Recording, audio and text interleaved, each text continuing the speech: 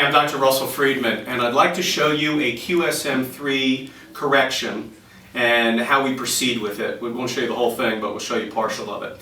What I'd like to show you is position 1, which is an up head piece, and the lines of drive and how we go about that, and then we'll shift to position 2, okay? So Martina happens I just checked her, she's a jam pattern, she's a RA121, so we're going to adjust her just on the right side. So we're going to start in the position 1, which is all S to I. She's an RA, so we're going to tilt the chin up to activate those pathways. We're going to tilt the shoulder back, and we're going to traction her down.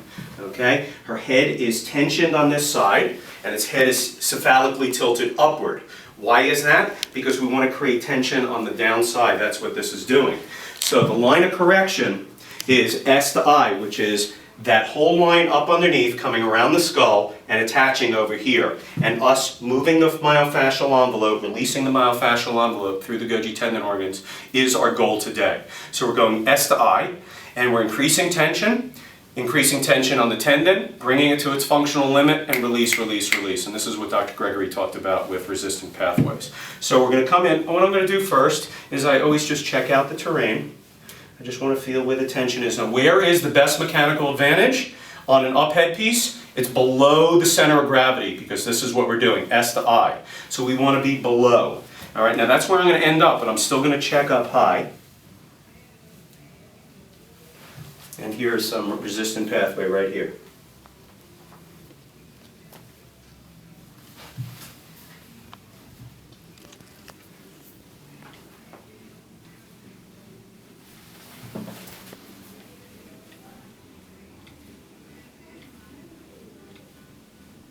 And you can hear it releasing. Grab it, run through it. Notice how my knee and my body move together as I do our push-pull. It is a mass adjustment. Everything moves together. Hip explosion, arm extension, to wrist lever. Take it to the limit with the body, and then release. It's all S to I. I'm going to just check up here and work my way down. It's a lot of power position from above the table on the SDI. Coming in right on the 45, which I'm taking it A to P and S to I.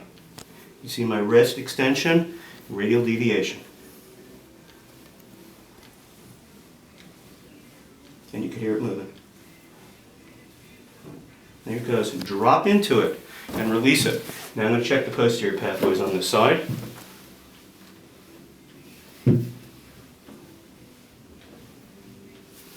Best mechanical advantage, right at the C1 fossa for this.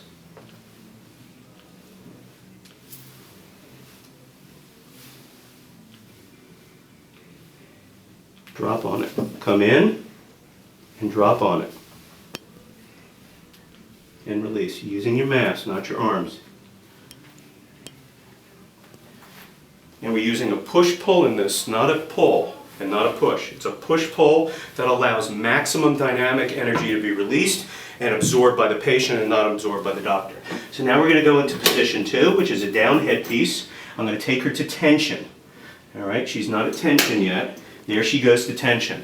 We're going to start anterior, still say anterior here. And I always check both pathways. Now this one is creating tension on the upline.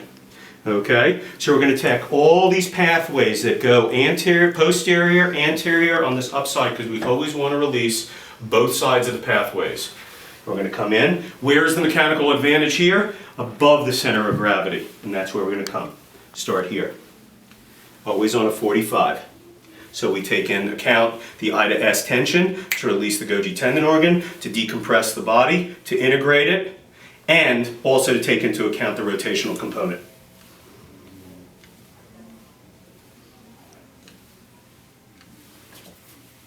And you hear a lot of double clicks. So here I'm coming in now on this 45. I'm going to come in this way, this way, this way.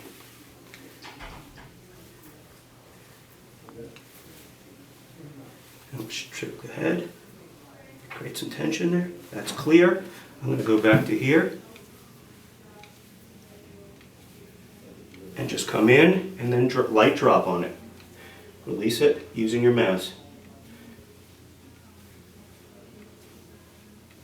Watch how I just fall. Watch my knee and drop. To tension and drop. To tension and drop. Swing the ball, swing through. And the swing through is just the drop. Now I'm going to check in the C1 fossa. It's also a good mechanical advantage point. Here I'm coming in P to A.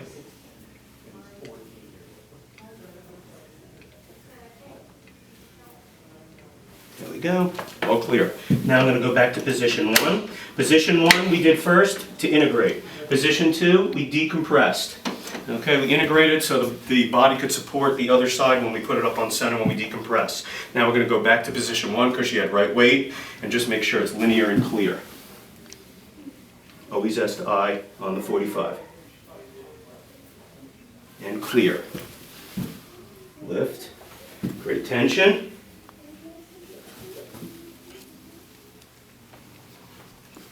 And 45. And there's nothing happened, it's clear.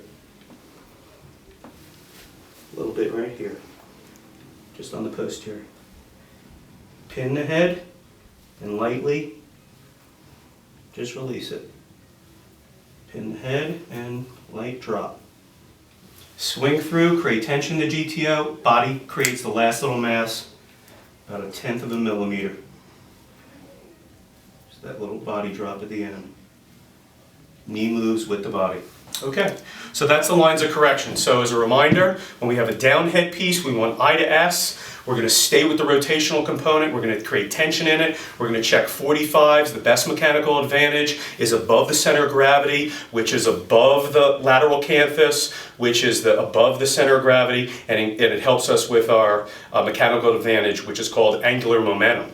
When we're creating tension on this side of the myofascial envelope with an up head piece, okay, we're going S to I. We're going to be below the center of gravity, which is down in the C1 fossa, checking for best mechanical advantage and checking the anterior and posterior pathways. Okay, I'm Dr. Russell Friedman, and don't forget Las Vegas, April 17th to 19th. Thank you.